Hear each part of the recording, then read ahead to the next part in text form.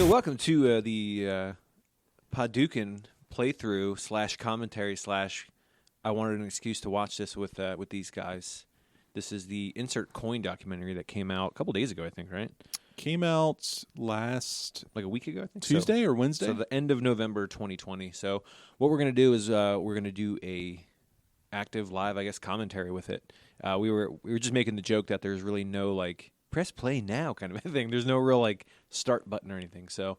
When you can see a reflection in Ernest Klein's glasses, go ahead and start the commentary when we say so. Yeah, so Mr. SNK, if you don't mind just hitting the old play button on the Chromecast and count out when you're going to do it. So if you guys want to watch along with us, you can. All right, sounds good. All right, guys. We'll go 3, 2, 1, play. Midway is the punk rock. You know, they're like the Ramones or the Sex Pistols of the video game industry. The guys who are like, oh, this is how you think that we should do it. These are the rules that you think we should obey. Well, what if we go the other way? Oh, there's the intro. There it is. What was the culture of Midway in the 90s? And my take on it was Aggressive. Pushing the boundaries of video games.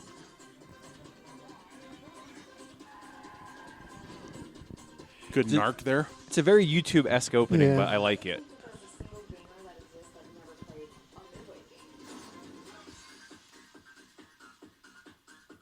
They were the only company in a lot of ways that could make fantastic sports games that anyone could make them play. Oh, did they make NBA Jam? They really did do a good job with getting people that weren't into sports to at least try NBA Jam and Blitz. Oh, yeah, for A sure. lot of people I know that were not into sports love those games. Yeah. Arch Rivals did it first. Yeah, I don't know if I've ever played, like, in its day, Arch Rivals. I mean, it's an arcade game you could pants people with. Yeah.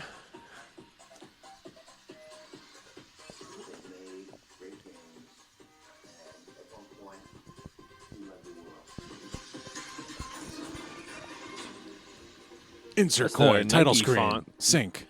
Nike font, they're going to get sued. Ooh.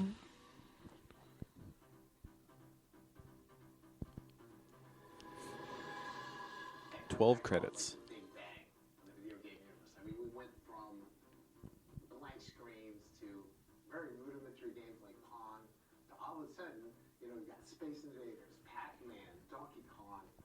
You know, we came out with the Oh, Cuphead. That's cool. Wait, how are you going to butcher that defender? Defender shot to the top and stayed there. For Williams, the company that owned it, his idea was worth $100 million. Well, it's sort of the Adjusted for inflation, that's... He does look like he walked off the set of RoboCop, right? Or Die Hard. He looks Die like Hard the... too, yeah. Yeah. Mm. place. I mean, there'd be 8 defenders. People would be standing in line, you know, 3 or 4 or 5 deep. Which meant they could play in about 45 seconds because everybody's game time was 12. But, you know, then we got to 84. All this great stuff got kind of buried under just like this stinking pile of like shitty clones and, you know, 6-week Atari 2600 clones. Everything was selling at the time as far as the whole market was concerned. So Ken Fidesna, that was he was heavily mentioned by John Newcomer Yeah. as one of the main reasons all these games got made, like Joust and Sinistar and all that. Cool. It's that tough, this business. Or Cuphead. Yeah, for sure, Cuphead, dude. Send him my way.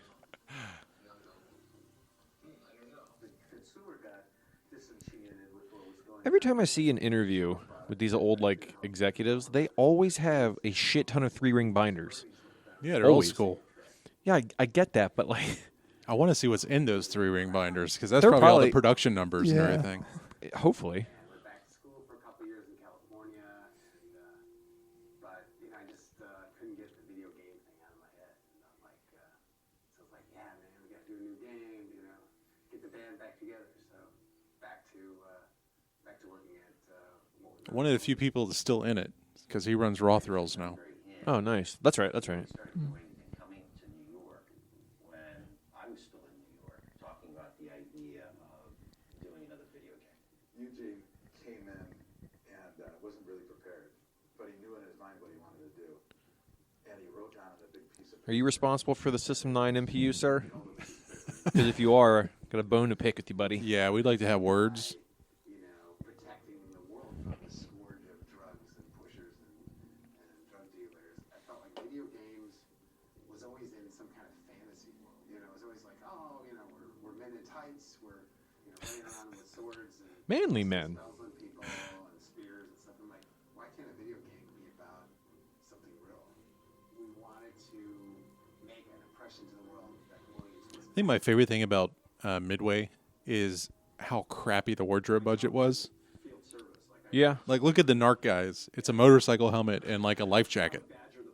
Yeah, they probably just went to Goodwill. Like, all right, find some stuff. Trying to find classes that like somehow matched what these guys knew, because I wanted to know what that was. My goal was to program a game, and there's no way you can learn. You just have to do it on your own. You think about the casualness of this era. You're kind of like putting together a team, and like, man, I need like a programmer for this game. And then you talk to a couple people, and here's some kid, just got out of college. I think he's still trying to finish the last couple courses. I'm going to be in. I did visualize that as the opportunity, the video game opportunity of a lifetime for me. If Eugene's starting video and I'm not on the ground floor, if I wait 6 months to go do summer school or whatever, I'm going to miss something. Jack Hager was really the lead artist and the kind of It's Mike's cousin. art director. Jack has a great history where he went on to be one of the founders of the Amiga. What more can you say? When we started, Oh, man. I guess there wasn't Little Andy Warhol cameo there. Yeah. It was more, let's develop the hardware. Can't wait to see all the Amigas painted in different colors and tiled on a wall. Somebody would come with this great, this book. Here it is. This is what we're going to make. And we start page 1 and we start making it. It was never like that. It was like Some heavy buck hunter pushing in the background there, guys. They had this animation down. They had just armies of incredibly So many fun games. How can you compete? I started playing with video digitization. That became a huge thing for me during my career. The idea of taking... By the way, Warren Davis has an excellent book. Yeah. Super nice guy. Don't call it blah, blah. Check that out. It's an independent publisher, so it's not on Amazon or anything, but it was a great read and covers Oh, Hubert. God. and Oh a lot yeah, of good here we go. Gottlieb Here we stuff. go, guys. Not Okay, cut it off. We're done here. Yeah. Look how great this Oh game is. yeah. We just got journey bombed. A normal company, right, would go out and buy tens of thousands of dollars worth of equipment and cameras. And Did you know about this, Jared? everything. But no, we were. Is this your doing? It's like, yeah, go out and bought a camera at Target. It's like one of these, RCA cameras where you put the video. Oh yeah, we had one of those. Everything they got to make arcade games came from a yard sale. That we were able to take the top off, because I realized we would have to film people walking in place and teaching actors how to be a video game character. And to my mind, nobody had done that up to that point. Jack Hager approached me one day. Captain Lou Albano, right? "Hey, Mark, Kinda. I got this concept for this character. I think you'd be perfect for it." I came up with that character basically from the old Ironsides TV show with Raymond Burr in a wheelchair, and the wheelchair was mounted with guns, of course. It really was at the time, just another day. I don't think it hit me till decades later. My image is still in there. I have daughters now. They're going to see this. I did have. No, they're not. At that point, we had filmed a few characters. We had filmed the environments. I like the streaker guy. Is just wearing a bathrobe. Yeah. Narc. That Porsche was rad looking, though. And I said, okay, when Look at that thing. You didn't want a Countach in there instead? I mean, I do, but I'm okay with that Porsche. I can make it look real. These are real people. The mission was Wearing make life jackets. I would like to play that game again. I haven't played it in a while. Parts would fly. I guess this is one of the first. I don't know how much of the arcade I played. Wasn't it ported to NES? Yeah. Poorly. Yeah, but Yeah. I think I remember playing more Narc on the NES for some reason. I was watching a recent interview Shake it, with Doc Mack, Galloping Ghost, and I think it was Narc. He was saying that there's like a level at the end that they didn't finish with like a helicopter thing, and I don't know if it was Warren. Somebody actually finished it and like gave him the ROM, so he's like a unique Narc with an Oh, extra that's level. cool. I'm pretty sure it was Narc. The complete Narc. democratic environments. Any family, any age could walk in without concern. And this huge screaming match. And all I'm saying is, I'm just saying we should think about it. I'm not trying to limit your creativity. I'm not trying to. Yeah, Warren Davis is like just Jiminy Cricket there, and not a lot of people liked him for that. Yeah. But he digitized Goro. Yeah, he did. He definitely did that. So should I go ahead and review the movie now that they've mentioned Journey? No, we're past that now. Okay. Dude, like, it's not fun, dude. It's not. It's got good chip tunes. That's about it. And he was really concerned that there might be some Oh no, he's on crack. ramifications from releasing this game to the public, and felt that the game should be canceled. Narc, say no to drugs. Say yes to profits. It was like Thrill Kill on the PlayStation. Remember that? Oh, yeah. Didn't cancel. Sell cartridge was back in the old days. It was a cartridge that fit into a Sega, fit into a Nintendo, and it was a crappy game. Okay, made you money. Coin op, it was one quarter at a time. And if that game sucked, the second quarter, the third quarter, the fourth quarter wouldn't happen. And in our case, we wouldn't even get out of the test phase. Yeah, it's a little bit disingenuous though, Yeah. because they had operators and they were guaranteed to sell so many units to those distributors and all. So I get it. You're not going to continue with that distributor if they're not making good games, but Yeah. But one crappy game doesn't necessarily doesn't mean Yeah, it's not but going to like- sell or that they're right. gonna But they have to put scrap the 6 whole out a thing. year and one's bad. You're not going to break a contract over that. Yeah. Arcade. I remember the first two guys that played it. They were literally drug dealers. These guys walk in. I'm like, these are some bad characters. They're like, oh, check this out, you know? Hey, These are some bad dudes. it's a game about me. This really speaks to me in my life. They actually put them on the side art. Reality, no one has seen anything like that in a video game before. Even with all the problems in the software and stuff, I think the first week it earned like $742. Damn. And we're like, we've done it. We're successful. Yeah, that was the first time that we actually started like going, maybe there's something here. And that's when we got confident enough to actually make a plan to sell it. Like I think then management all of a sudden, they all of a sudden actually goes, well, maybe we should order some parts for this game. Maybe Where's that control panel at? I don't know if they thought about canceling the game, but it made so much money. I think the cabinet design always turned me off of Narc. Yeah. It's not very attractive. No. John Kleekamp. And it's currently the #1 video arcade game in the country. People were talking about Video Narc makes it sound bad, like you're tattling on it, like it's Tipper Gore or something. because they were drug dealers.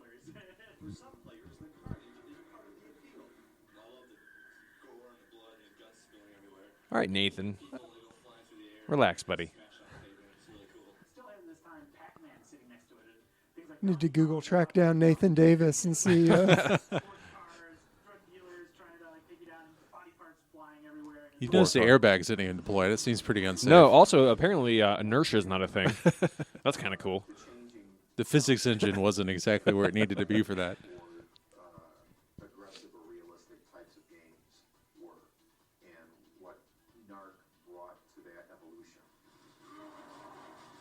I do like how they talk about how Or we real, will kill you. how realistic it is, and it's like, well, how many times have you seen a rocket launcher from that close range hit a human body to see how realistic? Depends on how many Stallone movies you watched at that time. That's true. But in order to do that, creative people have a tendency sometimes to be kind of off the wall situation. But we tried to bring those Ken's got some of Gary Stern hair. to design the most successful. I'm telling you, man, if I had hair, A, and B, like, because I did have red hair at one point, like when I get old, like my hair won't turn gray, it's going to turn neon white. I'm here for it, man. Yeah. I'm going to have the gnarliest beard. process in Chicago was a little bit crazy because, I was kind of Mr. California. I had kind of long hair and, I think You had a mullet, sir, and a blue vest. and a Porsche 944. Funny. Pretty much the conclusion was like, this guy, guy's Hollywood, he's crazy, he'll never be able to actually do any real work. No, they did not want to hire Mark. And we said, no, we're hiring Mark, whether you like it or not. We were going, oh, this is a big mistake, and, but, actually it turned out to be one of the most brilliant designers we ever had. Even when I interviewed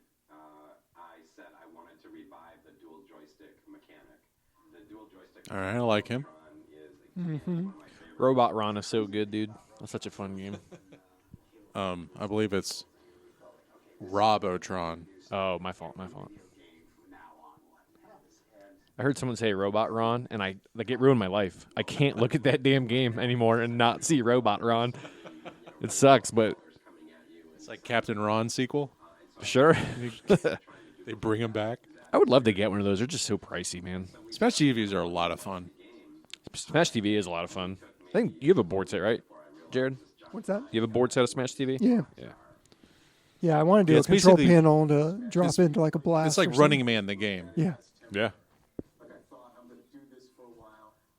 Noob Saibot, guys. I'm either going to draw comic books or I'm going to CalArts. I remember It's funny to me that Eugene mentioned that he thought like the Robotron two joysticks would catch on for like everything, and I'm like, well, it's really good, but like for But a it's certain, also one input. Yeah, like it's for a certain type of gameplay. I mean, if you think about it, if you think of like modern shooters and stuff on consoles, it's dual joystick. True. Yeah. So, I mean, he's kind of right. and just was super excited about working with them. A big film at the time, of course, was Running Man. Here you Oh go. man, nailed it. In that same era, I'll buy that for $1. we just had the idea to take these characters and turn them into a game show.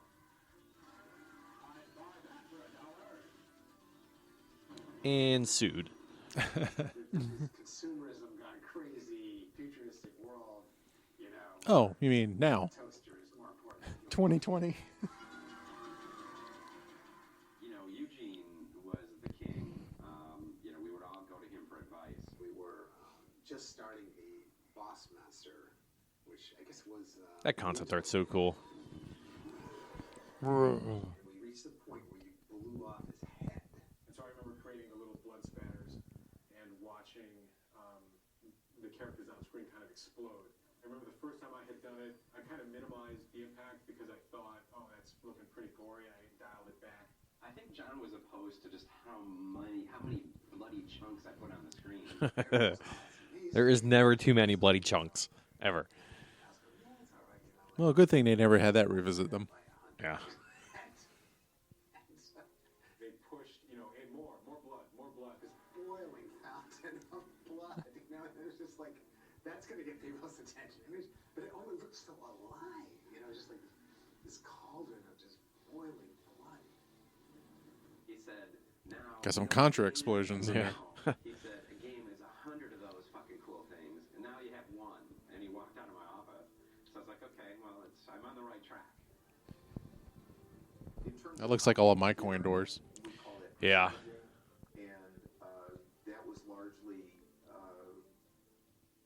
up to the game designer to pay attention to moments in the game where you might want to lock down a player and you might want to give them a greater challenge. We wanted to crush the player, and if you're like crushed by some little guy, or you get shot in the back by a ant or something. Yeah. That's not fair. That guy couldn't have killed me. That guy's a whip. But if it's some monstrous guy that's 30 feet tall, on like tank treads running around, and he kills you, it's like, well, the dude was badass. I mean, that's a badass dude. Obviously he's going to kill me a few times before I figure out how to deal with it. You accepted it. You accepted your death and gladly paid for more. Arcade games were built around you play for this chunk of time and then you give us another quarter. Like, oh man, I was hoodwinked for Really, arcade games are basically a timeshare, right? Yeah. I mean, he's not. I'm thinking about like when I play like vertical shooters, and I do get really angry when I die and not a boss. So. That never existed.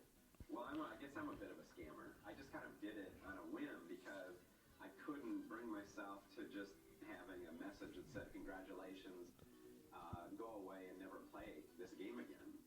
It didn't make sense to just shun people. And he figured, you know what? We'll just tell them it's there.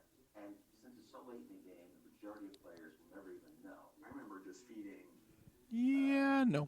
mountains of tokens and quarters into Smash TV in the arcade and trying to get to the pleasure domes and could never make it there. And I figured, well, I didn't try hard enough. So when Ken Podouken found out that I had done that and that there was no pleasure dome, said, you got to resolve it somehow. And so we, we put together a new room, and we actually supported it. But of course, not every distributor or arcade owner would get the new EPROMs. Man, he's not even lining them shits up safe. Ooh. That was a man with a lot of Going practice. for it, yeah. He's That terrified was a factory worker. to snap a leg. The game ended up doing well. We kind of would shrug our shoulders and say, See, that's worthwhile DLC. Yeah? New DLC, The Pleasure Room. Yeah, It is DLC funny is that it definitely not a new idea. That it wasn't planned originally, and they were like, "No, you have to do it." Yeah. Find a guy, Makes sense, though. That's, much like you know, myself, who if you were Yeah. a kid back then trying to do that and probably spent his whole didn't life exist. trying to find these goddamn pleasure domes, and he's somehow found a version of the ROM chips that had the pleasure domes in them, the upgrade. I remember getting this chip in the mail and swapping it out and booting it up and seeing the new version, and then finally, I reached the pleasure domes, and it was really just a bunch of like girls in bikini icons that you could run around and scoop up. I've never seen that problematic. before. It was pretty lame. Whoever was responsible for, for that quest taking me like 20 years to reach the pleasure domes, you should just be ashamed. And if you never reach the pleasure domes, if you're one of those people, I will tell you it was not worth it once you get there. It's just just shitty. All right. Or you just built it up too much in your head. Yeah.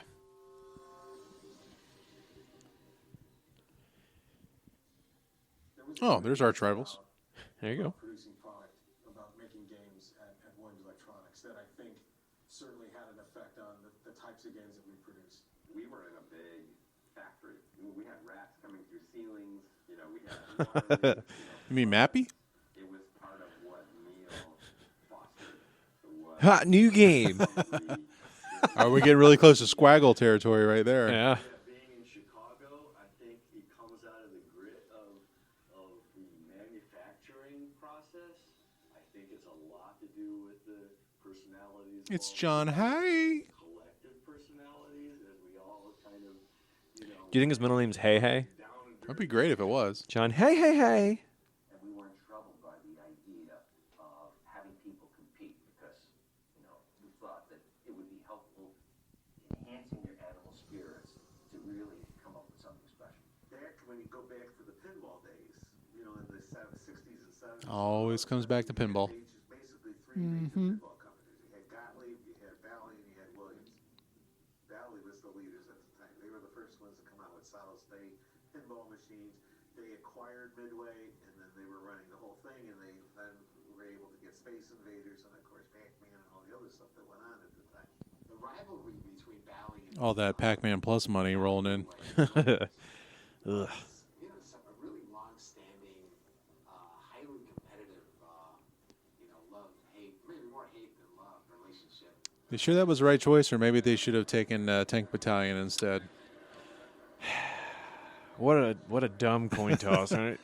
Otherwise, would this be a documentary on Game Plan? By the way, I looked at Game Plan's promotional materials. I think if they got Pac-Man, Pac-Man wouldn't have been a hit. Oh, it's pretty rough looking. Yeah, it's pretty awful. Hey, it's Brian Collin. He's a nice guy. Nice little diss of Tron in the background. Oh yeah, super nice one. Love Rampage. We really wanted to bury those guys. We wanted to bury Bally Midway. We felt that they relied on licensing brands too much. So we just felt they were. My favorite part of these movies is like all the old factory footage. I could just watch that for hours on end. Yeah. Like, what are they building in the background? Do I see anything else going on? They were buying us. They were diversifying. I wonder if that's an actual arcade with an E dot.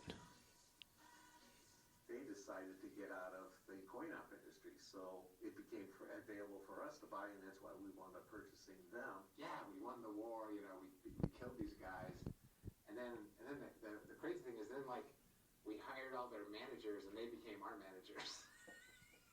And then Don't. it was, I don't know, it wasn't a year or two before we had our name changed to Midway. Look at that reverse takeover. Yeah. Video games from Williams to Midway because Midway had a stronger consumer presence.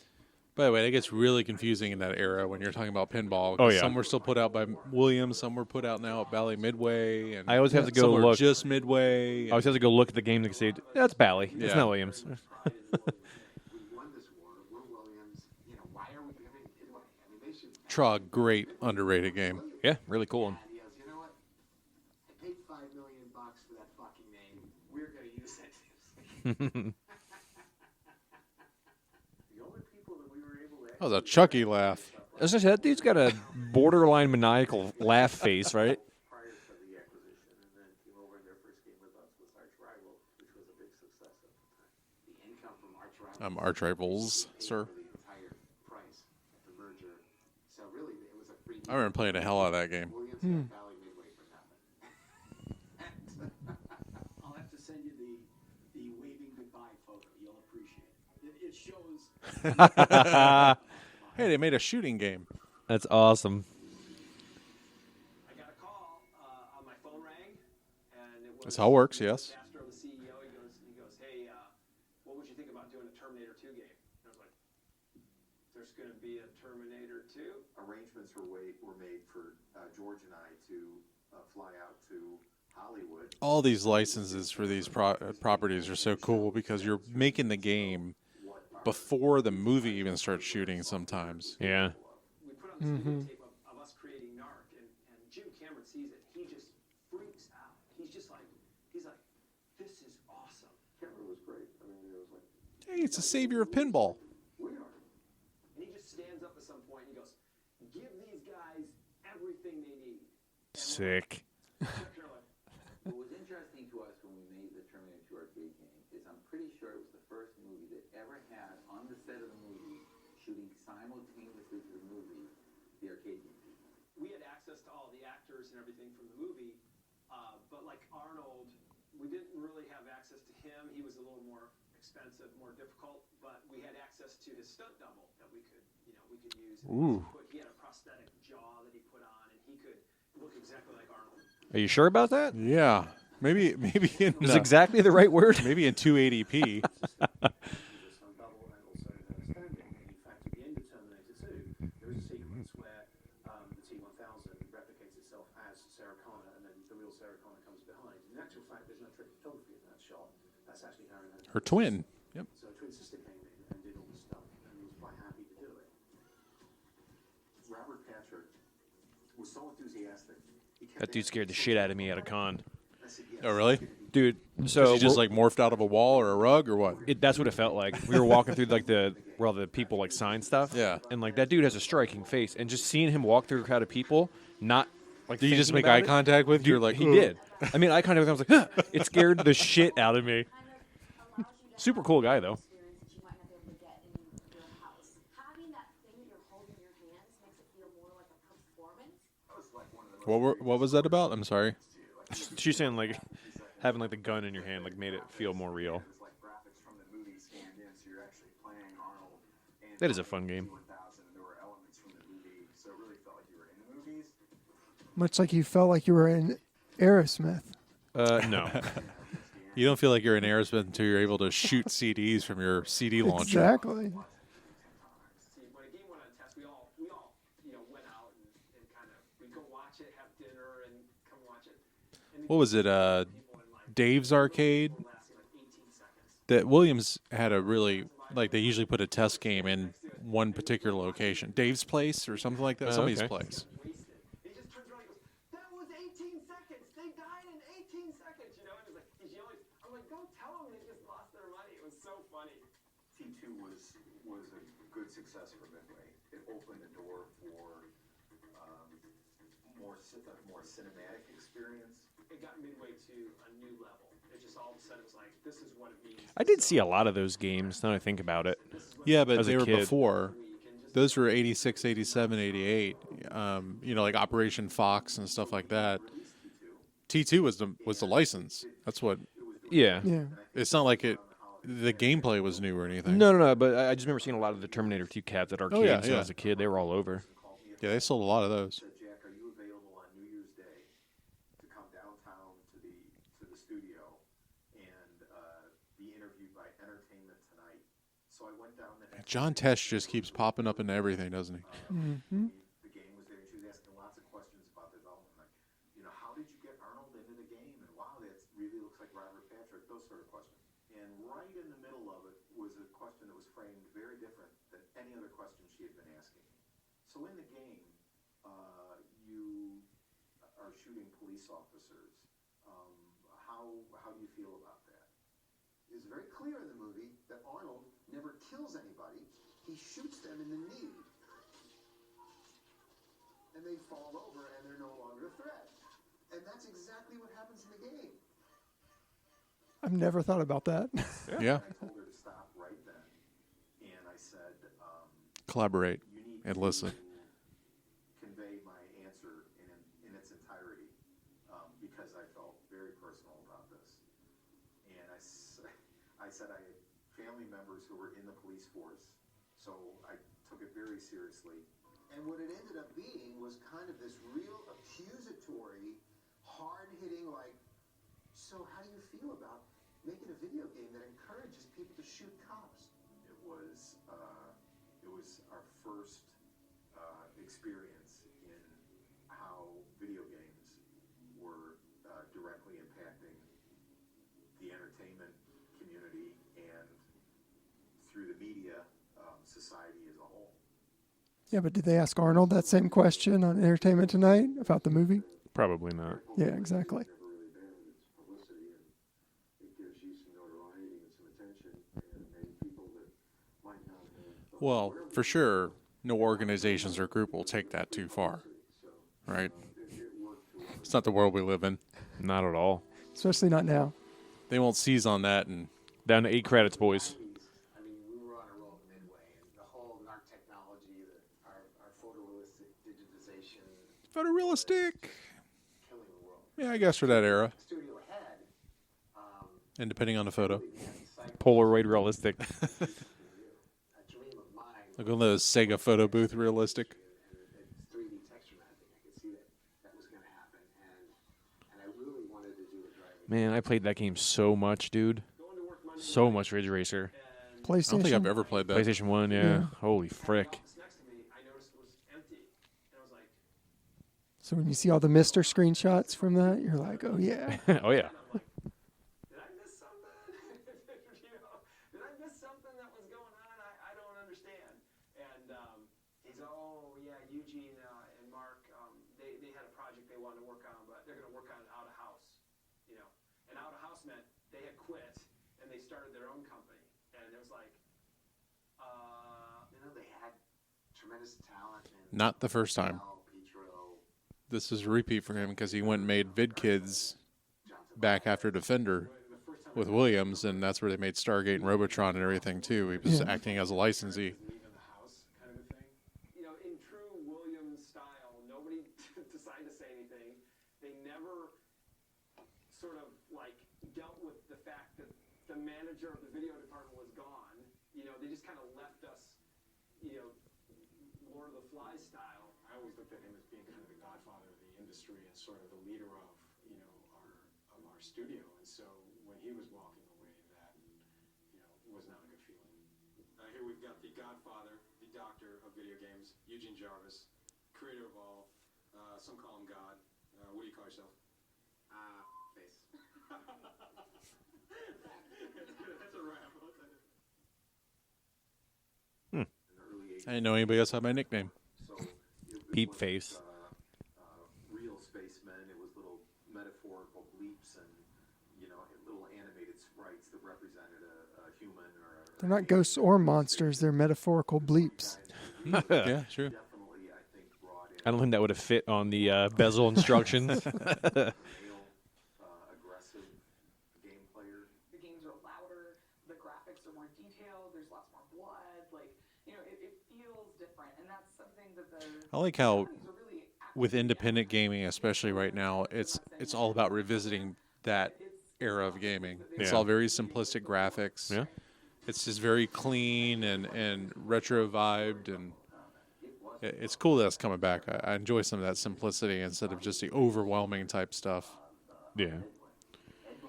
My favorite part of that is having some limits to what you can do. So you have to be a little more Where creative, you don't have to and say, you this don't. is a full world. I can do Right. whatever I want. This is a limited world. You're not like, and I well, have to obey the rules to be able to progress. Right. If they have to download 200 terabytes, or 200 gigabytes, whatever. Thanks, Call you of know. Duty. Yeah.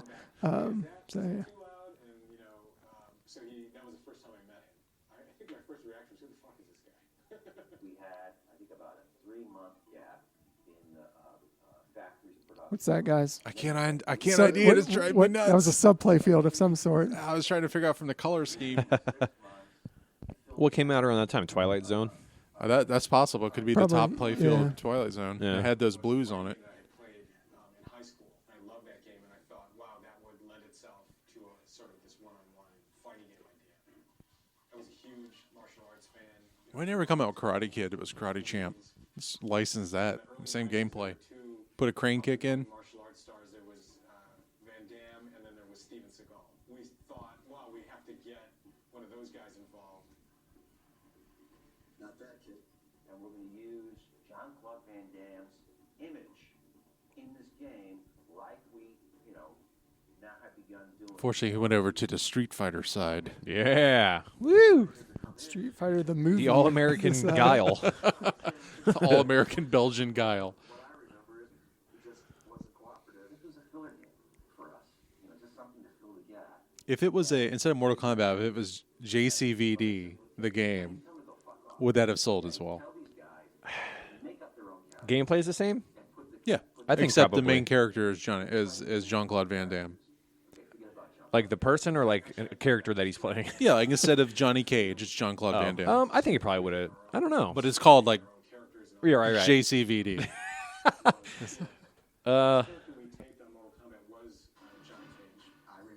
Hey, I met that guy. He's a really good guy. Yeah, I got to wear the jacket from Mortal Kombat, Yeah, the that's ending of Mortal cool. Kombat 2. Fun fact, he's a lot thinner than I am.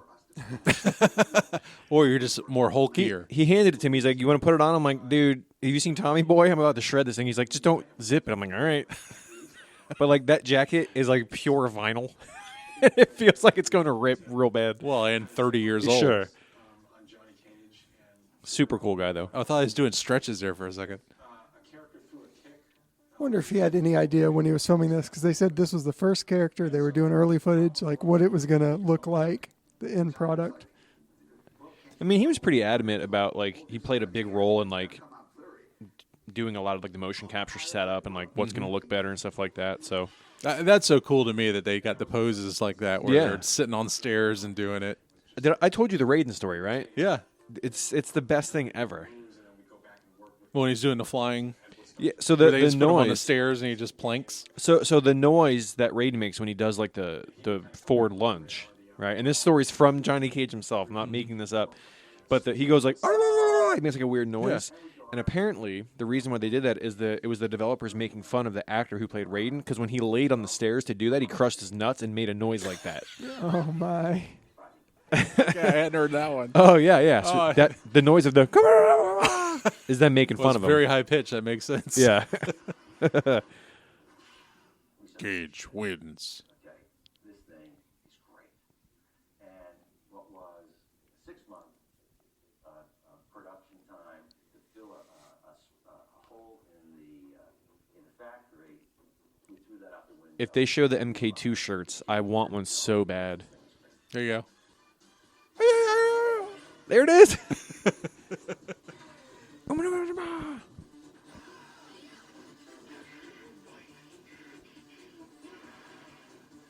That's so cool. It's still cool to see this.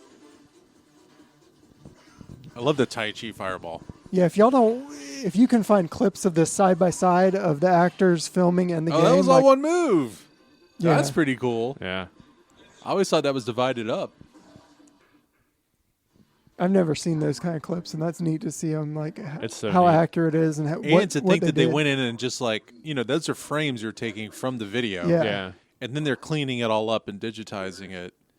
Yeah. It's basically they're hand animating it. Yeah. They're just tracing Just it stop out. motion, yeah. But still every frame they're doing that with. It's crazy. Book about some order of Chinese assassins who had sort of predated the Japanese ninja. So actually, you bought that book, and Scorpion and Sub-Zero are originally from that clan.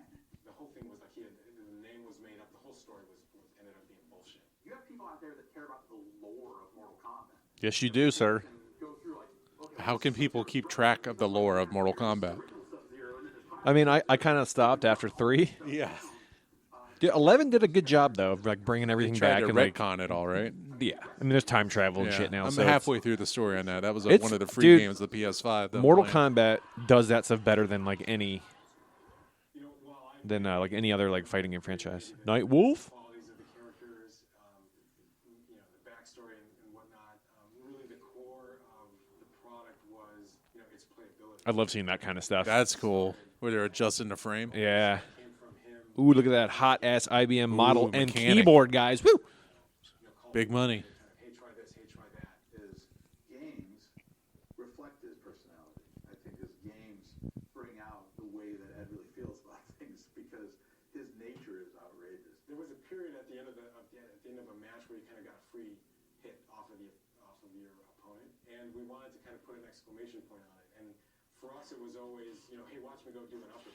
Somewhere along the way, Ed put in. Is there a more fulfilling move in all of video games than a Mortal Kombat uppercut? The sweep is pretty close too. The sweep followed by the uppercut is like magic. The uppercut is by far. I was like, it looked so real to me that I was like, look, he just killed me. And he's like, yeah, isn't that really cool? And I was like, dude, you can't do that. And he goes, we can do whatever we want. And I was like, look, and I was like, you're right, we can, because no boss has ever left it. I've never seen a boss hanging out with us. We can do whatever we want, and that's what they get. I was never telling Ed Boon decapitate that guy's head. Okay, instead, you know, I remember suggesting to him, go, can't you do a fatality where you rip the guy's leg off? Can you do less of a decapitation? Oh, Mortal Kombat 4. I wish you never existed. From a management standpoint, we also believe that's what the customer wanted. He barely And you're correct. some button joystick combination that he thought no one would ever discover. I remember the players discovered it right away. Yep. The first weekend they discovered it, and we were there at some point watching the reactions. Oh, everybody kind of, you know, when they saw the See, the story was told to me differently by Ed Boon. Yeah. The story that I was told is similar to that, but basically during play testing, they invited a bunch of people to play the game, and they didn't tell anybody that there was fatalities, right? And he said like a little kid figured it out It's just sort of like button mashing. just by button mashing during it, and you know the uppercut happened or whatever. And he's like, "Did you guys see that?" The kid's like freaking out, and they Wouldn't it be didn't- cool if we knew who that kid was? Well, it gets like crazier. the original discoverer of the fatality. Because what happens is he gets back in line and starts playing it again, and he can't figure it out. So Yeah. he runs over to Ed Boon, and he's like, "Hey, like, how did I do that?" He's like, "What are you talking about? You can't do that in the game." And he's like, "Yeah, no, I did a thing and I uppercutted it, and it said like fatality." And he's like, "Nah, man, like that's not in the game," because they were just trying to hide the fact that it existed until it was out into the public. But the more I thought about it, I'm like, Ed Boon ruined that kid's life, at least for a little bit. And that secrecy led to a lot of lore. I mean, you remember reading Oh, yeah. like, oh, well, you could do this, or you get Dude, to it's noob still fun. Cybot, or this, or that. They're still finding stuff. Like, what was it? A couple of years ago, they found that. Well, you found the intricate combination it gave you to the The, extra like, service menu or whatever, and you yeah. could play like the shooter and Well, everything. well, that and on See Mortal all the Kombat 3, there's fatalities. like a 20-minute video of every fatality, animality, babality, friendship. We were going to go to fatality. And Liz looks at him and goes, I'm not going to do a fatality. Why can't I just give him like a flower or something in peace and love? That's awesome. That little skeleton The is so little puppet cool. skeleton. They got a lot of use out of that thing. Horse came the brutality, the babalities, which are so ridiculous. Don't forget your animalities. Friendships. Raiden had the best friendship. That Kid Raiden? The arcade falls on you. Oh, okay. Mortal Kombat arcade. 27,000. Major coinage.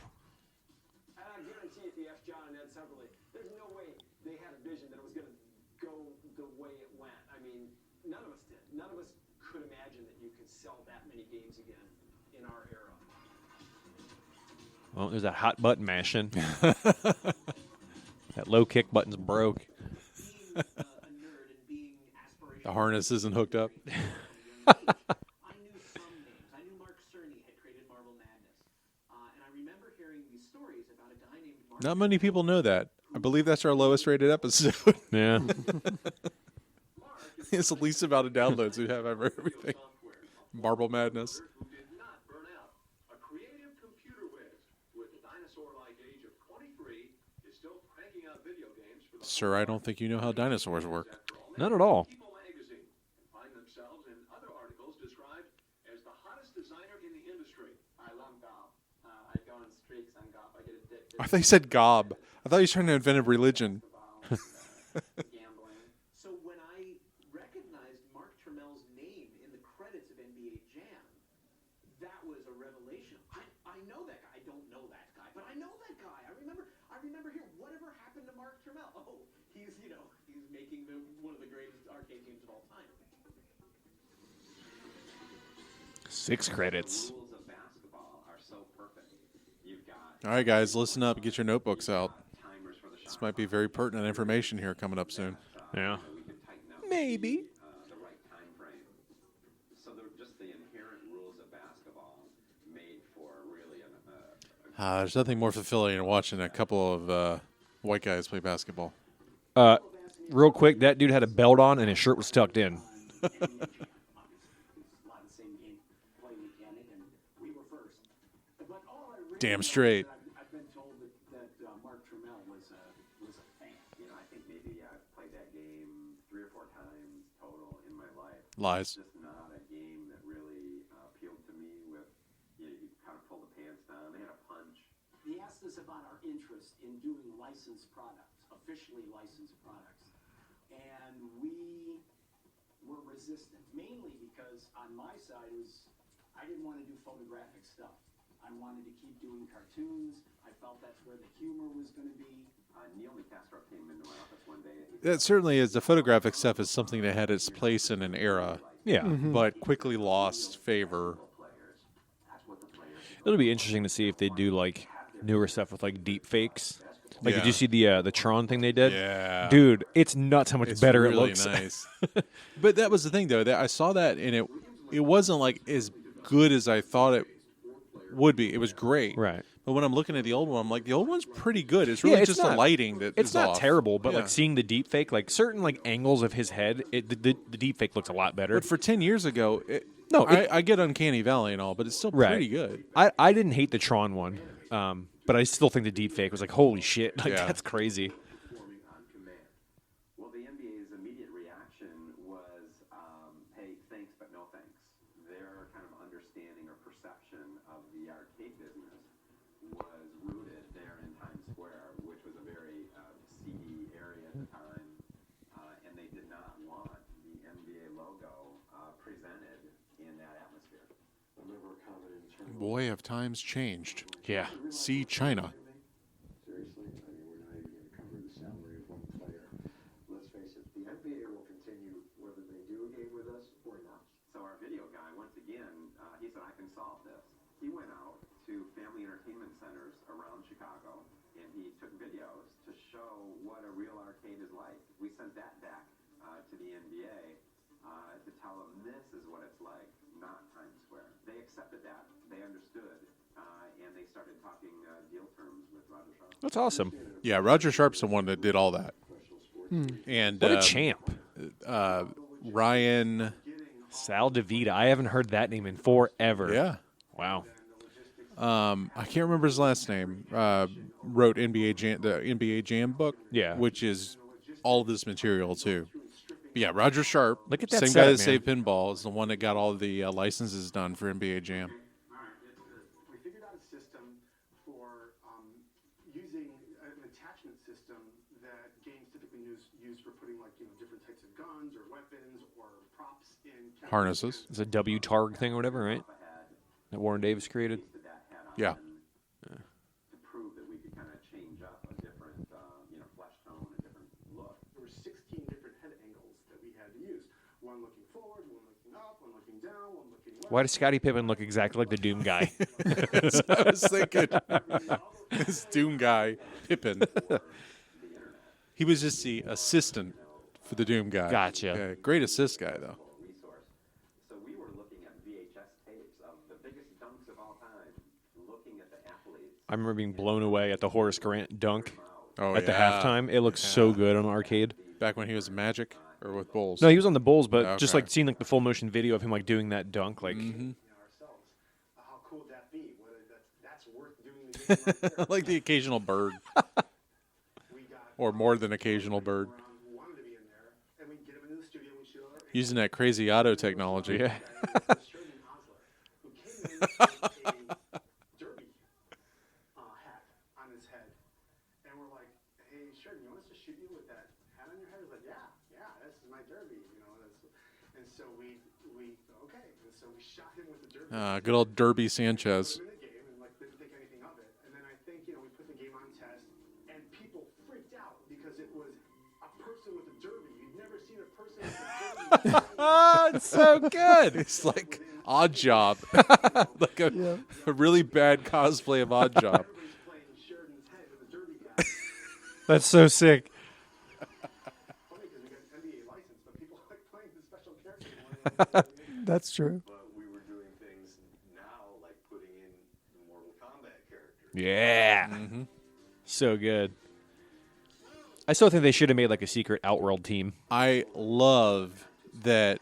I think it was Trammell was a big Pistons fan, and of course, all these games are made in Chicago, right? Yeah. He put in the code that the Pistons are weighted heavier when they're playing the Bulls in the final like couple of minutes. That's awesome. They're almost invincible. They'll hit every shot. That's crazy. It's because they were a bunch of rough boys. came up in our interview. Remember that thing about the Mortal Kombat secret characters and tournament edition? I'm like, yeah, I'm looking for Everyone knows it. Yeah. We've been on the phone with the NBA, and they're not really into the idea. Not a good situation, and we had to scramble very, very quickly to produce a new set of ROMs that did not have the. Hey, new guy without title card. That traditional game I love how the what was it? The leaked ROMs. Get that shit out of here! Like that's so cool. I like that he cut all those. Yeah. I still want Ed Boon to cut me the R-rated Funhouse. Yeah, I should have The asked Rudy him when I met Funhouse him. ones.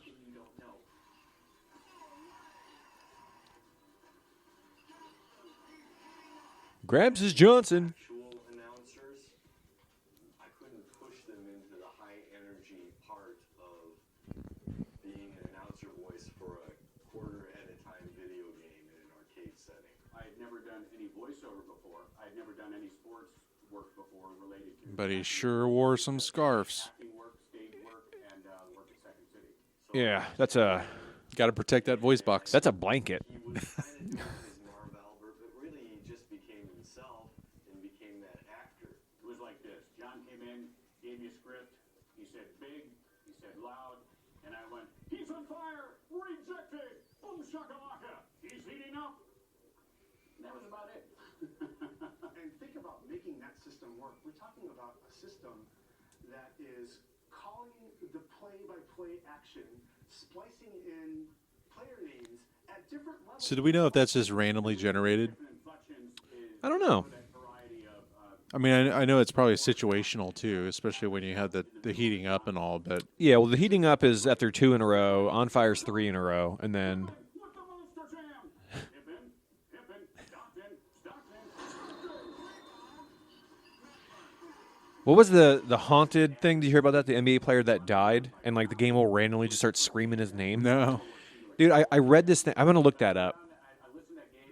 There's like a story where like when it used to call out players' names, for whatever reason, like this NBA player, I think he died in a car accident. I forget his name, but at an arcade, like it just started screaming the guy's name one night, and they're like, "That's super weird." Like this guy just died, so it's like.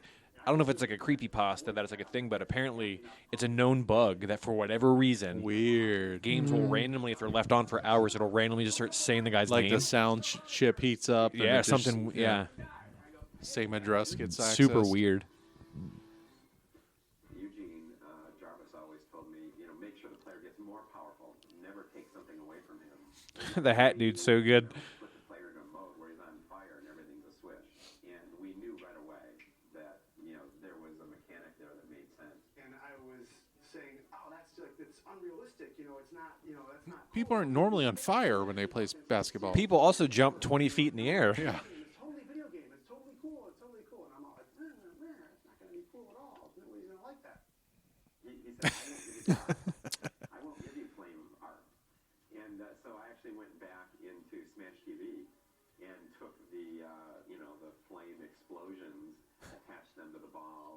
That's so awesome. First time that we had seen in the arcade, and these kids who have been playing the game already for a couple weeks had seen, on fire and slamming and shattering the backboard. And the guy just went, raised his arms up in the air. Oh, hell no! So many birds in this dock. We ran around 4 times. Everybody screamed. Everyone was like, they're like holding their heads like they just saw like the second coming. And we were like looking at each other. We're like, oh my God. It's just such an iconic part of, and just felt so good to see people get that excited about something. We're like, yeah, I think it's been pretty cool.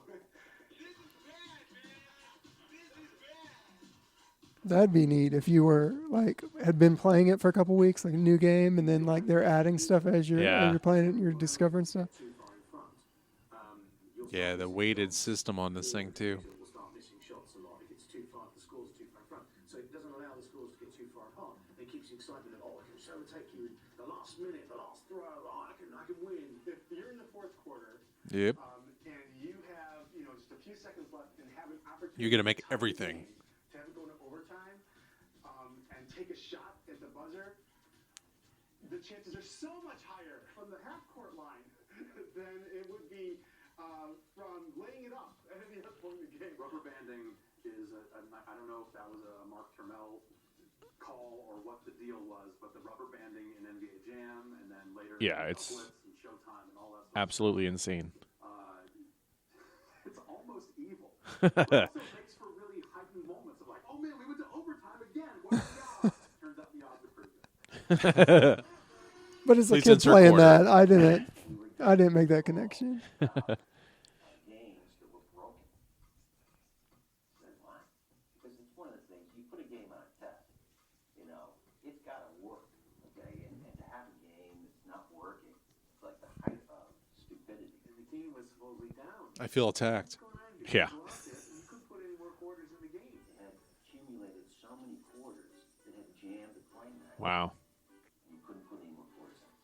Supposedly Pong had that same issue when it was first put on rails. NBA Jam is collecting between 124 and 167% of what Mortal Kombat did during its first. That's nuts. Jurassic Park was the biggest film at the time, and it was breaking all kinds of earning records. It made $350 million, and that was a milestone that people said, we can't believe it. It's incomprehensible. And here comes NBA Jam, and Mark said, can you tell me about how popular this really is? I can tell you this. NBA Jam made $1 billion.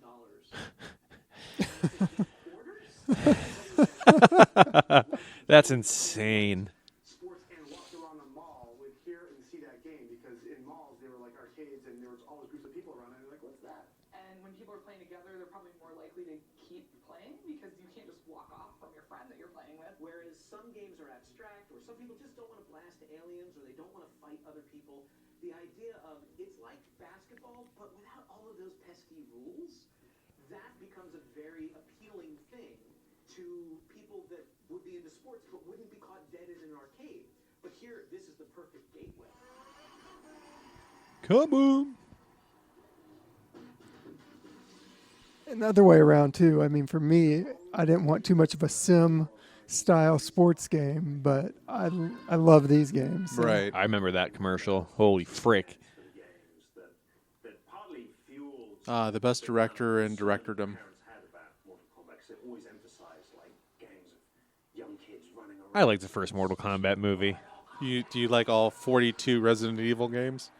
The game I've only played one Resident Evil game, but I like the movies are silly, but they're fun to watch.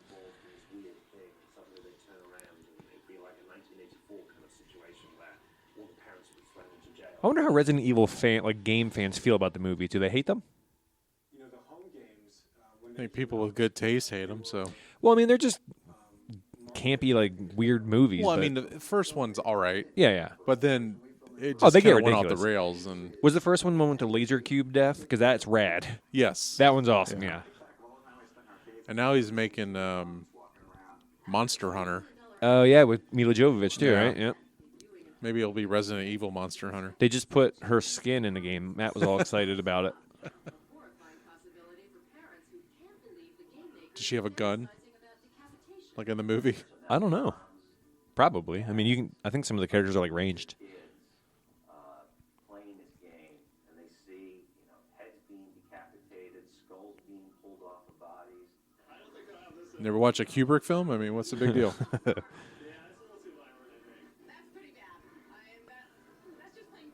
Oh, did you hear that Funhouse? I did. Ooh, I did. Triggered. Got a Rudy trigger. Another Boone reference in the background. I like how excited we both got about that. Ooh, Funhouse. But there's literally one like 10 feet from us. We used to go play it. What game does that? I think that humor. Have you ever gotten a toasty to work? Yeah. I've never been successful. Really? Yeah. I always forget. Yeah, it's. I mean, anytime you land an uppercut, just try to do it. Yeah, just hit start. Yeah. What's it do again? I think it puts you fight Noob Saibot, I think. Oh, okay, like the next or like automatic. Like immediately, right from I think it brings you to the. Okay. I haven't done it in a while, but I'm pretty sure Is it that brings the you bottom of the pit? either bottom of the pit or the forest. I can't remember.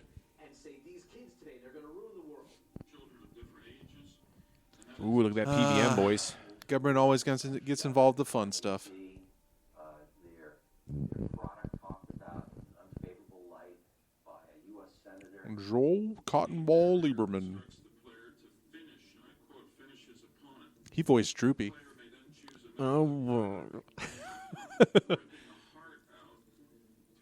How can you make ripping a heart out sound boring? So boring. He exactly, just did. yes. He grips the ventricle with his pinky and twists it. That would explain the rash of people ripping hearts out during that era. Yeah. Totally not Temple of Doom's fault. Oh, no, not at all. No. If he happened to have something in the arcade, it was probably also seeing the benefit of a jump. And we hope very much that you step back and take into account our common responsibilities as citizens here, and not only as people who are employed to maximize profits. Well, that's always worked out. Yeah. The issue of Nintendo. All right, our next hearing is on the sale of rockets to the military to fire at people and actually hurt them. The approval of 42 Apache helicopters to Nicaragua. Became Mortal Kombat in its original form. Yeah, the Nintendo version was very neutered. That's a good description for it. People who played it knew what was happening, so I thought that was a silly thing to do. And I thought it did. By the way, Genesis does what Nintendo don't. One of the best taglines ever, or the best tagline ever. Oh, it's amazing. It's super corny, but it's absolutely amazing. From someone who used to be in marketing, that was always like, wow, Yeah. that's like a great tagline. Yeah, it's perfect. It's solid.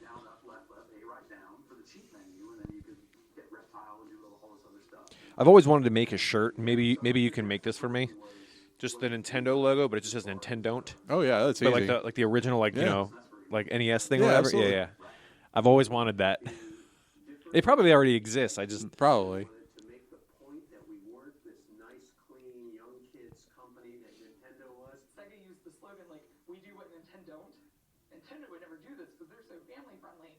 But people So don't good. know, right? So It's good. Like really, kind of delightfully salacious about that. We outsold the Nintendo version by 5 to 10 times more than what's sold on the Nintendo. all because of a color change. Yeah.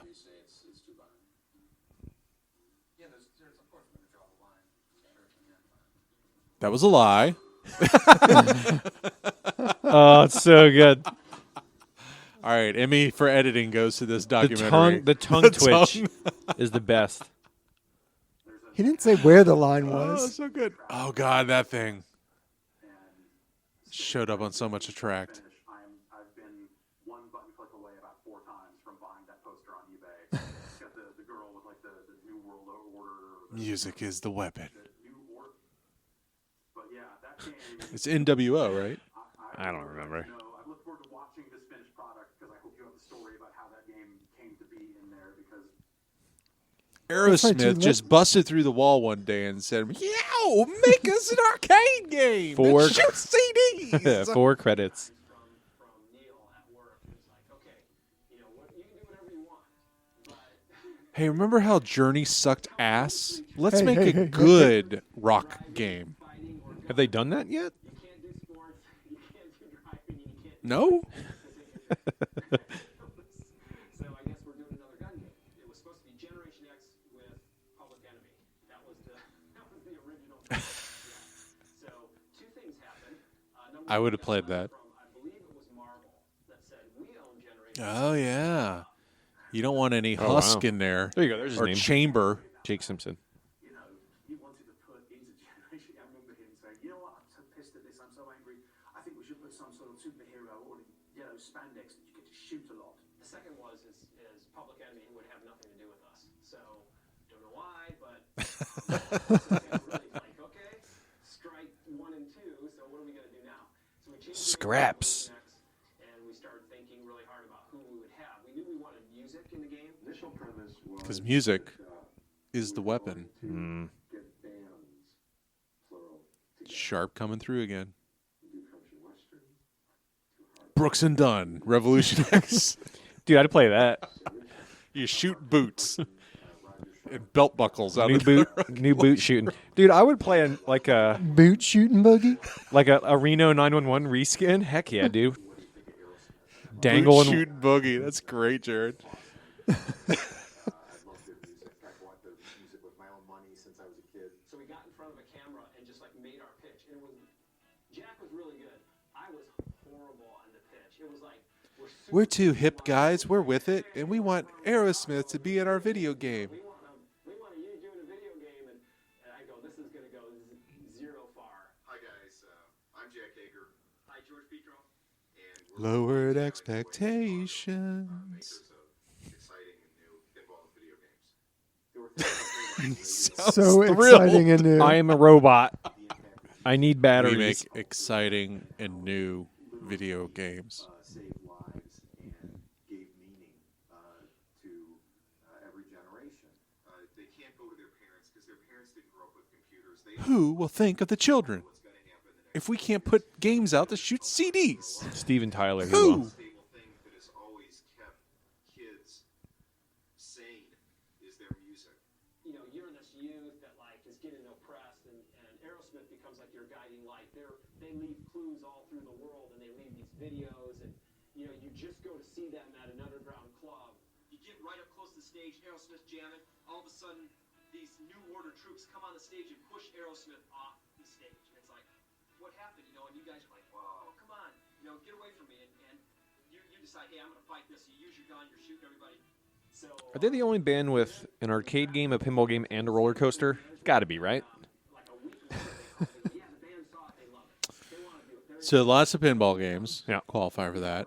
Arcade games, very few. Yeah. Trying to think of who else. I don't think any other band has a roller coaster, right? Rock and Roller Coaster still exists, I think. Yeah. I mean, it's not branded Aerosmith, but obviously they're They're in it, though. They're but in yeah, it, yeah, yeah. It's theirs. Actually, isn't it Rock and Roller Coaster featuring Aerosmith? I Yeah. think so. Okay. I don't think I've been on that one. That's Universal, but or Islands of Adventure. No, it's Oh yeah, here we go God, again. enough. frig. Oh, dude, did you Are you a producer on this? Yeah, Did you but kickstart seriously, this and they this was need your to request? They need to showcase some of the other levels. Come on. They did. That was enough.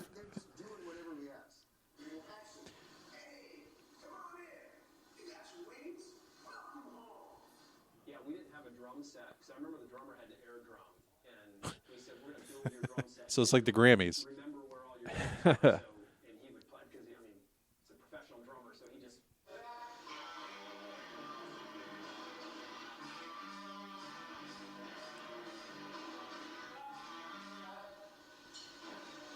Always sound like it belonged in Full Throttle. Yeah, it really It did. reminded me of Gone Jackals. Did Aerosmith rip off Gone Jackals? Look at that big ass CRT right there.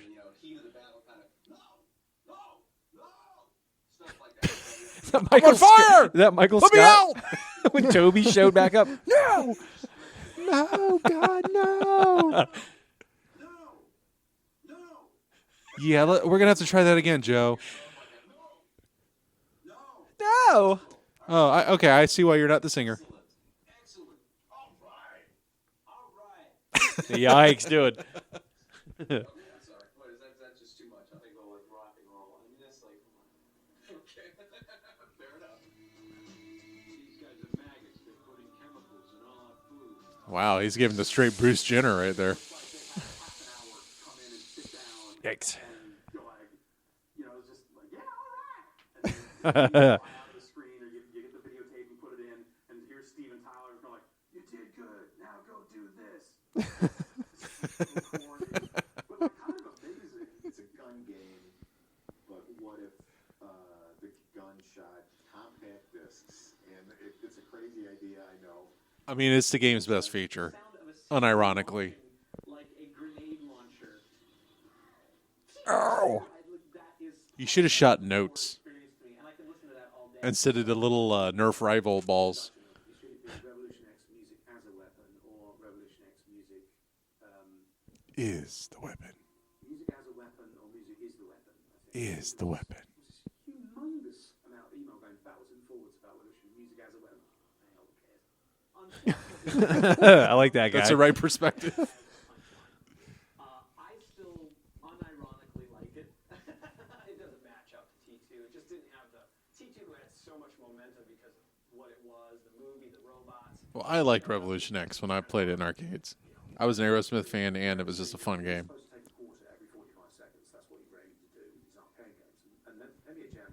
Isn't that Kerry Hoskins that plays the NWO leader or whatever? The one that's on the side art and everything, same one that played Sonya in Mortal Kombat later on? I don't know. Pretty sure it is. But the game just didn't earn. I mean, it's all about the earnings. It's always about the cash box. How does the cash box, is it filled or is it? Plus, I wonder how much licensing they had to pay to Aerosmith for that. Yeah. There was a lot of those out there, though. I feel like I Like would $2,500 a game. They probably got $200 or $300 for every one for the sure. license. We bit off a lot in combining such major talent with a cinematic experience. It's hard to catch lightning in a bottle with a music game like Journey was. So, you know. You say lightning or dog shit?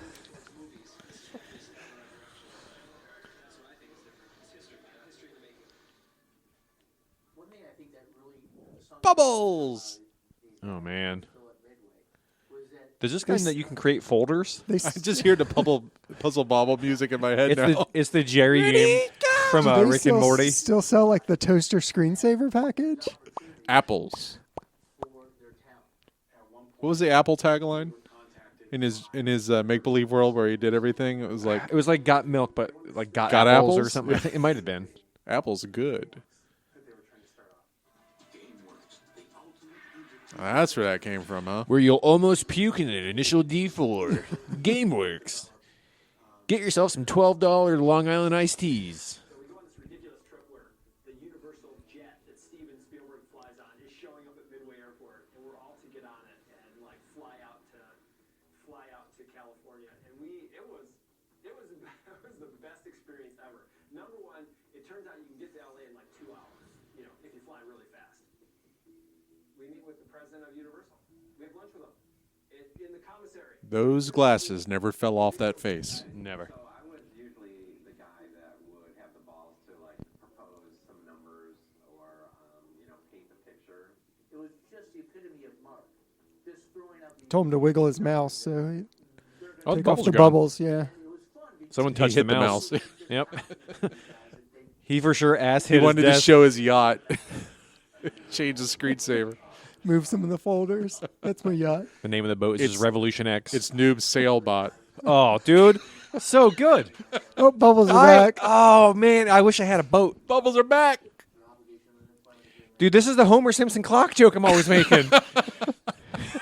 These were Gotta filmed have on that- different days. Gotta have that consistency there, editor. Fuck, I want... what was it? SS Noob Sailboat? Sailbot? Sailbot, yeah. So good. It could be Noob Sailboat. That would work, too. That's close enough. Oh, man. I'm going to buy a little boat. A little Captain America and the Avengers there. Yep. I'm going Is to that a assume Z-back that's a right there Neo next to Geo, it? but yeah, it's probably just a fill in the blank. Yeah, it looked like a Z-back. Z-back, Or, yeah. yeah.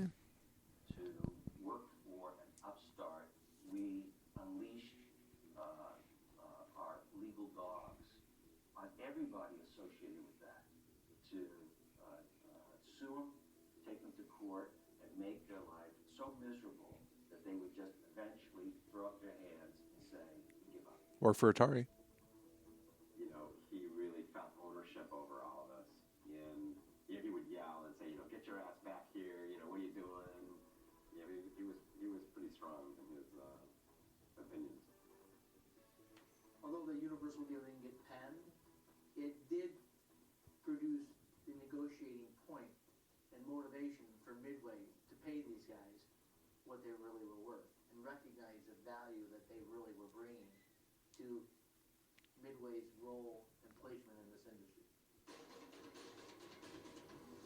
All right. Goro. Oh, so good. 3 credits. And Larry Kazanoff was brought through by Ken Fresno. And Larry was familiar with Midway through Terminator 2. I heard through the grapevine that Midway was testing an arcade game that was on track to beat our Terminator 2 record. We couldn't have that. So partly just to keep So I went in to go sabotage. competitive spirit, I went to play it. And I played the game in Neil DeCastro's office on the arcade for 15 minutes. It was Mortal Kombat, and I turned to him afterwards and I said, you give me the rights to this, I guarantee you I will make the best video game movie ever. movies, TV, animation, music, live stage, you name it. Because I think this is Star Wars meets Enter the Dragon. And Neil said, you're crazy. I went home and I wandered around an arcade in Westwood. And I was hanging around the Mortal Kombat game. And a little 11-year-old kid slaps a quarter down, he looks up and he challenges me, and then he beats me. And he was so empowered, you know, you lose, Sub-Zero wins, and I lost. And that kid was thrilled, and I thought, I'm going to make this into a movie. I was an aspiring filmmaker. I grew up I was that kid. and then discovered I kicked the shit out of Paul W.S. Anderson. Man, what a difference a WS makes when it comes to directors. Paul Anderson, great director. Paul W.S. Anderson, a director. A director. That, or does he try to get confused with Wes Anderson? No, Punch Drunk Love and Magnolia. I was thinking WS. You might just glance at it and see Wes Anderson and Wes say Anderson? like, oh yeah. Moral. That would have looked a lot different.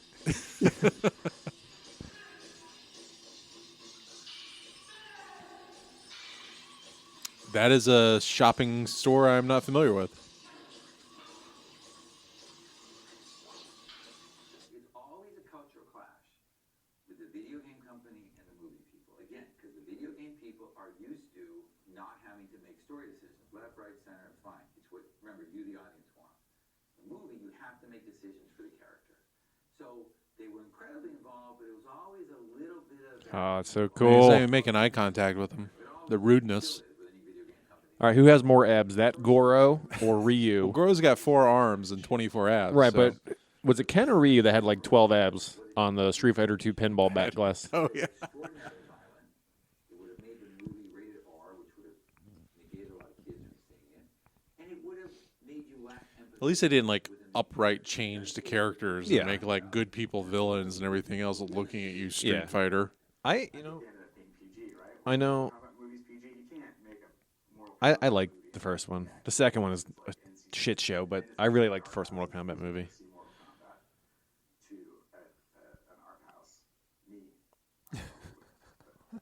Well, the most difficult thing in the movie was actually Goro. Good old Goro, the last great physical animatronic character, didn't work quite as well as He looks so sad. If you don't like me at my, then you won't like me at my. became involved in the movie. So they're already building him. And That's pretty impressive. Yeah. though. I don't know whether I would have gone in that direction. You know, we built Goro. It was like, it was a man in a suit who then on his shoulders wore big animatronic torso. Oh, it's so cool. 2 arms. And of course he just broke down all the time. Goro became like the biggest diva on set. He was the Bruce of Mortal Kombat. What a cut. So we bring out some bad copy of the movie to Neil. We show it to him. He looks at me and goes, based out of 10, maybe a 3. So he just hated them. And I remember thinking when they did the first trailer and they used that music, and they basically just showed these characters. Which, what did you need to show? If you're a fan of the game and Yeah. you see, like, good casting and techno music. I'm in, dude. Yeah. I was a little disappointed, to be honest. And then I saw it play. I've seen your movies, dude, and A couple of Mortal Kombat fans, obviously, in front of me, and they loved it. They loved it, and what they loved was that you could see they were making a mental checklist. Scorpion, tick. Sub-Zero, tick. Raiden, tick. And you know, they actually said that to one another. It's like, oh, they're all there.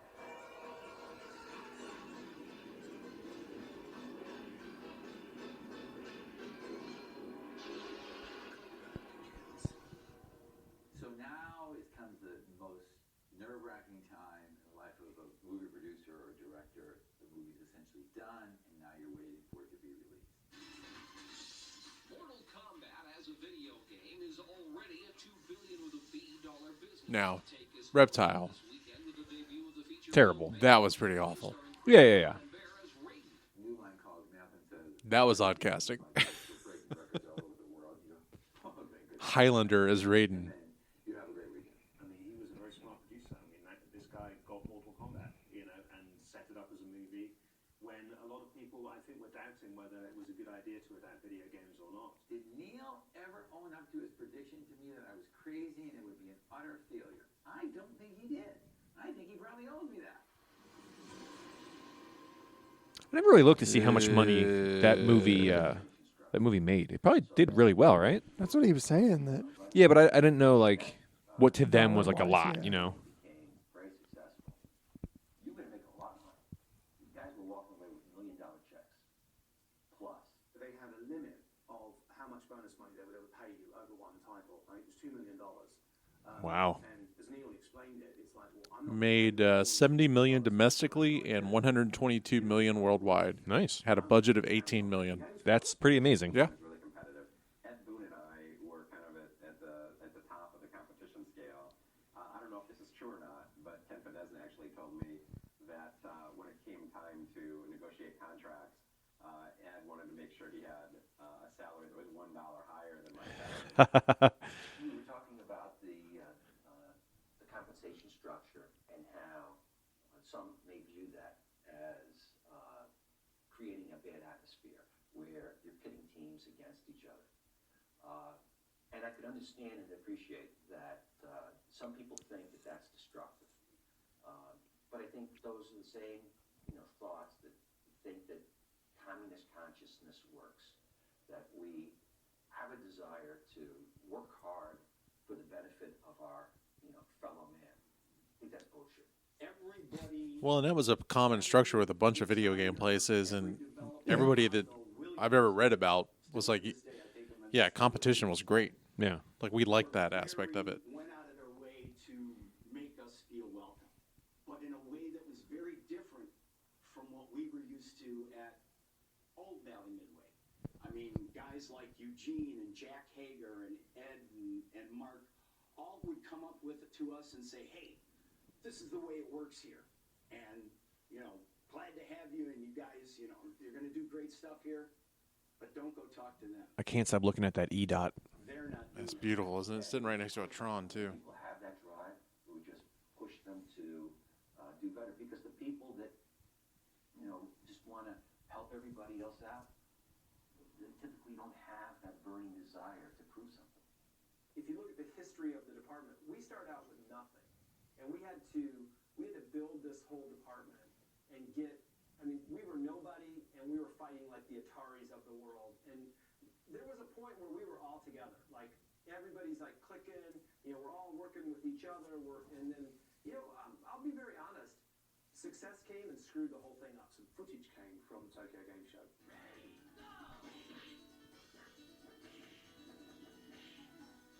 And the footage was of Virtual Fighter. And the moment that was seen, everybody looked at each other and went, we need to be doing this.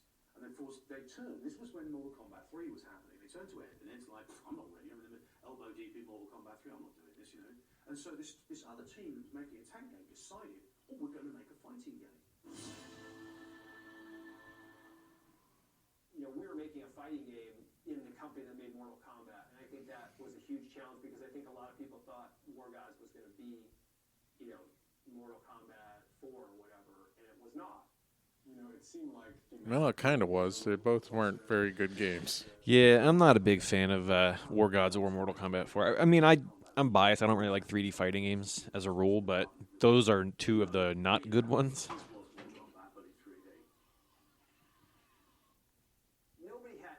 Nobody has a corner on ideas. It's like you just kind of ideas come and flow, and we need to do what was great for best for the department, but it could get very difficult sometimes. So people would walk past an office where some of the Mortal Kombat guys were in there. If you were on the War Gods team, they would literally shut the door in your face. did we get any help from the MK guys on War Gods? And that answer is 0. That was ugly. That's the way. The way management pitted the teams against each other. That kind of didn't help the situation. I remember one of the reviews. We all had a good chuckle at this. With the reviews was War Gods. Yep. Have you ever played that, Jared? One credit. Yeah, I think I played on N64 mainly. Oh, no. Oh, The N64 yeah. version is even worse. Look at that printer. Oh, yeah. Full-side vinyl. We were running out of money and, kind of over budget, over time. At the time, Nintendo was touting their Ultra 64. Project Reality. Leagues beyond any currently Is that the Jeopardy guy? Maybe. Marv This Albert. Sounds very Is similar. Ultra Yeah. 64. astounding visual effects seen in movies like Terminator 2. They were making a push to show that we've got this incredibly powerful polygon generating new video game system. So the Ultra 64 was... We're going to use it so that you can throw penguins off of mountains. They were a year away. So they came to Neil Nicastro and they came to Williams and said, listen, what do you guys have? Went to Eugene. Hey, Gene, I can get you this amount of money. I think it was. Give me all your rights to the home side of it. Eugene says, yes, if you get me X, I'll be happy with that. And then we ended up, getting another figure from Nintendo that was like a big multiple of X. And so we decided, rather than going broke, that we would go back to Midway. So, and Nintendo was bragging that it was going to be based on the N64 and everything else and stuff like that. Well, of course, showing it at the CES show. I want one of those. N64 was in Full hydraulic. Yeah. We kind of had to swallow hard on that one because it was our hardware. It was the hardware that we created in there, and they were labeling it the Nintendo hardware. Only on Nintendo Ultra 64. Nintendo system being in the cruising game, somebody in their marketing department made that up after the fact. When the Nintendo thing came along, it enabled us to come back and... You used to play this all the time. Pick San Francisco first because it was an easy win to Yeah. continue. by doing that. Just got to make that last turn at the end. But we weren't amongst the Termels of the world and the Boones of the world and so on that could give us valuable information. And they were kind of brutal on our game. I mean, the Cruising USA, I remember Fidazza was like, yeah, it's snoozing. It's like, But I don't remember who gave it that name. But it had to be one of the other guys who wasn't a big thing. Snoozing Come USA. on, take That's credit so for good. that awesome pun. and then coming back, it was a little bit awkward, for a while. Oh, when that game came in, it was garbage. It was such garbage, and Eugene knew it too. That's why he came back in. He was wise enough to know he needed that punch that he would get like Trammell. I mean, Trammell would sit around. What we need is Write stuff. deer that you can hit and explode into body parts. Exactly. Ooh, and then we got moving, and it was cool. It was really cool to get that frank input. I wonder what that original version looked like. Ugh, that'd be fun to The play. pre-Midway version. Snoozing USA. I'd play Yeah, it. Snoozing USA. And everything that we did was that we all worked for Eugene, and we all grew up on Eugene's games. Ask Mark Trammell, Eugene fan. Ask Ed. We all worked for Eugene. He was our guy. He was Stan Lee, man. Cruising Wasn't Stanley's original name Stan Lehman? Commercial success. Yes. Critically, actually, it took a lot of flack, because it was more of a casual players driving game. Actually, appealed a lot to girls. Like teenage girls loved the driving mechanic and loved, like free drivers, like practice. I don't know if I've ever seen a full motion cruising. I remember there being one back in the day somewhere, like one of the theme parks. Maybe Universal had it. Okay. Yeah, I've never seen one. It was always out of order. Of Maybe it's course. Busch Gardens, because I remember seeing it a bunch of times. Although the Busch Gardens arcade was really run down. Yeah, it's kind of rough.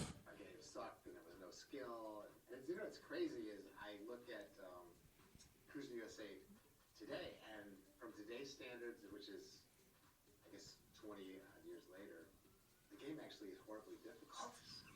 So it's like, if you put it out in an arcade today, people would refuse to play it. It's so hard.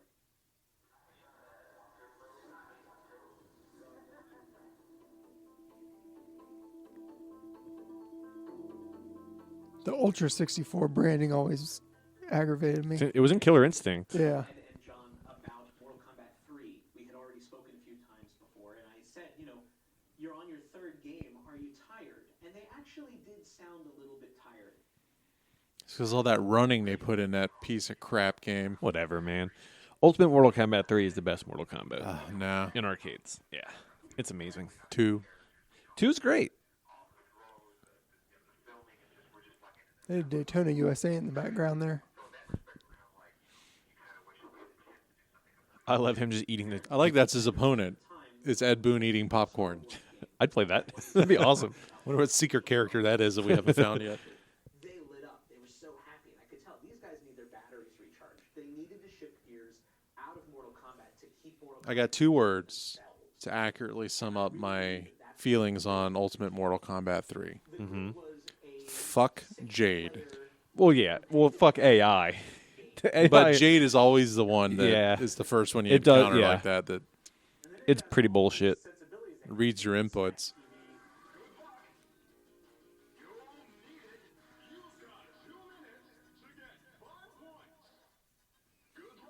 You guys ever play the grid? Yeah, once at a game show. They had 4 of them linked at Are they linked? Tampa Lanes, yeah. That must have been before my time at Tampa Lanes. I don't recall that one being there. Yeah, because Tampa Lanes had like 2 different like arcade sections. Hey, there's Doc. If anybody is saying we need to be off, let us know, just because we want to just grind out and play for 6 hours of the grid. The grid was Ed Boon having fun. He really did. He let it all out. He let himself do something different, and you could see that there's a joy in The original Fortnite. him being able to Pretty much. and stretch a different part of his design brain. I always see it as sort of Ed Boon's vacation game that he worked so hard on that it was not a vacation at all. We only sold 550 grids at this Ooh. point. Oh, wow. Grid burned terribly as a single unit. If you had 4 or 6 units together, the problem there was though, you got to buy 4 cabinets. Yeah, how much was that? Yeah. So now, in order to get the earnings, what you're talking about, you had to invest instead of X, you had to invest 4X.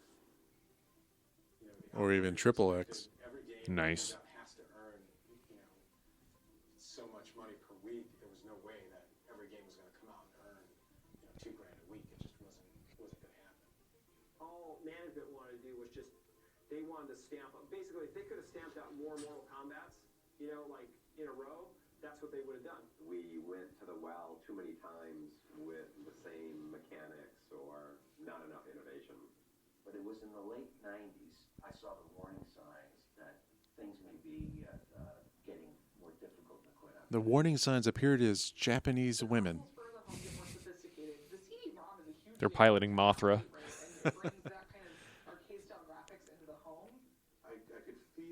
I knew the grid was rare, but 500 units? 550 yeah. units? That's crazy. Now, I wonder if they mean 550 of like the big ones. I think No, they mean I think individual individual units because they were ones. they were Yes. independent. They could just be linked. Yeah. Yeah, you could I'm buy pretty sure. I'm pretty 1, sure Tampa 2, Lanes had 3, 4. 4, It 5, might have been 3, but I know they had like the big unit. Because I was able to take my time. I was able to play games without like somebody looking over my shoulder and judging whether I was good or not. I was able to, like experiment. I was really happy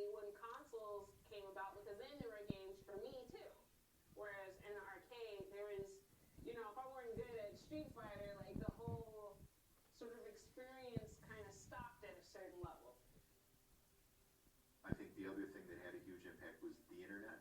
Netscape. Aspect of the arcade, where that's where you would go and trash talk your buddy and friend. You could now find ways to do that, playing your game, but also via the internet. In fact, I remember an operator telling me once when the Monica Lewinsky conversation got published on the internet that he saw a decline in his audience. Like, it seemed weird, but Weren't they all rushing to NBA Jam to play as Bill Clinton? Yeah. sexual relations with that woman, and people stopped going to arcades. So it was that period of time where, you know, you feel yourself being, you see your future, and your future looks crappy, and you feel somewhat paralyzed to actually make a change. I'd say that's probably the crappiest time. You know, Neil basically had a meeting, and he said, It's gotta suck to see your entire industry begin to crumble. Yeah. It wasn't the first time either. You know, that's what they all saw in 83, 84. Ooh, some minty cardboard from Midway there. Okay, we're going to get out cleanup because there's so much more money theoretically to be made on consumer than there was in cleanup. And that was the end of cleanup. Pinball first, then came Midway, as far as cleanup was concerned.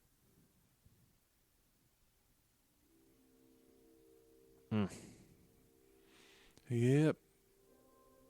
Games were focused direct to consumer now, you know, Sony, etc. And it took all. And they went full slot machines, right? Yeah. Yep.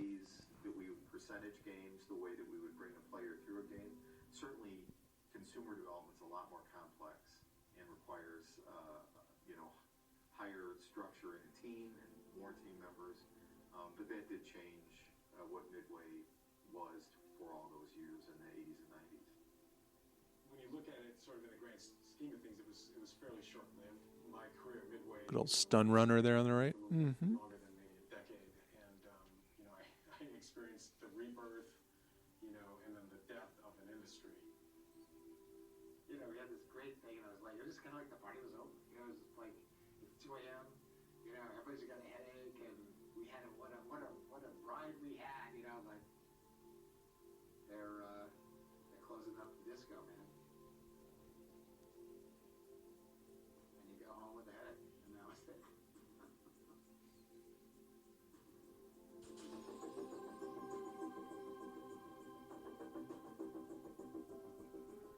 So NetherRealm is the studio that develops The current Mortal Kombat now. Are they also the full owners of it? I believe. I mean, I don't know if Ed Boon, like, I don't know what they own or percentages and stuff like that, but pretty sure. I mean, they're the only ones that do it, I believe. Yeah. Other realities, like pilot a starship over here, or kill drug dealers over here, or be an NBA champion. You know, any fantasy that you could have, you could go and put in a quarter and live out that fantasy. Whenever you think of arcade style, Even in the arcade fantasy. product, fast-paced product, Rockola game. was birthed by a lot of what we were producing. You cannot plan Ugh. I cringe every time I see that. Now the reactor, I would like. Yeah, see there you got like Operation Thunderbolt, which are all those gun games. Operation Wolf there. Super Monkey Ball. What's that? On the far right, it was There's a Super Monkey Ball with the banana The controller. banana controller, yeah. Yeah. Everybody keeps thinking that's a trackball. Nope. I don't know why. It's but- it's analog. No, but I mean, like, I keep hearing like Super Monkey Ball come up in conversations on podcasts and stuff, and everybody keeps saying the trackball. There is a trackball version now, like a newer version that's Right, come but out. for that, it was for always that- a banana controller. Yeah. Yeah, the Like, Naomi how do you one. forget a banana controller? The Naomi one's banana. Get a job working for a company like Midway or Williams, and somebody says to them, okay, what's your idea? Oh, I got this brilliant idea. I want to do this. Okay.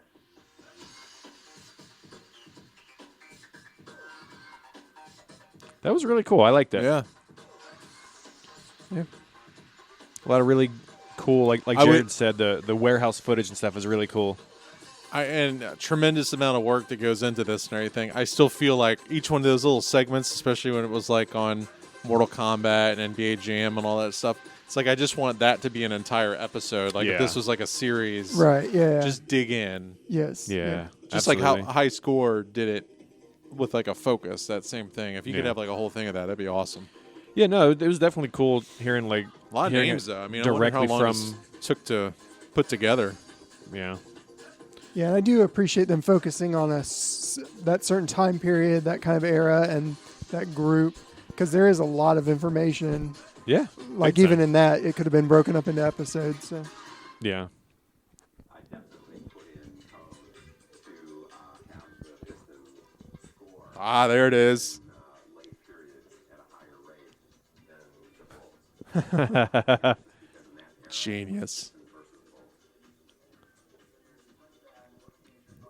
Yeah, I was a Piston fan living in Chicago, and I had to, watch the Jordan era unfold, night after night. So I did my little part to make the Pistons better than the Bulls, at least in NBA Jam. That's so cool. I love when sports vindictiveness makes its way into Yeah. things like that. And I was going across the street and getting some candy, and I ran into this brand new game that showed up called Mortal Kombat. Blew my mind. I saw one person playing, and it was just the perfect balance of gore, competitiveness, and a chance for a nerdy little Asian kid to actually be toe-to-toe with all different types of people. I hated going to church, so every Sunday I would tell my mom I'm going to church. All of a sudden, Ah, the Church of Mortal Kombat. straight across the street and played this video game literally for 2 hours straight. My mom had no clue, but all of a sudden she didn't know why I loved church so much. It was the mid-90s, and I got approached by a PC programmer about doing a possible skate game. I went with him, and we went and pitched a bunch of publishers, and we ended up at Midway. And it was probably the most defeating meeting I've ever had. I don't know. It was just the whole meeting felt contentious. It was almost like we were wasting their time. And they said skateboarding is not even popular. Now snowboarding. Why would anyone want to play a video game based on skateboarding? I've been to plenty of pitch meetings. I didn't necessarily. Yeah, look at our results from Atari 720 and tell Yeah. me we can make money on that. At the same time, I didn't expect to be just beat down. I think I needed to go through that, and I think that set me up for what became Tony Hawk's Pro Skater. Good job, Midway. Thanks, Midway, for Yeah. nearly breaking my will.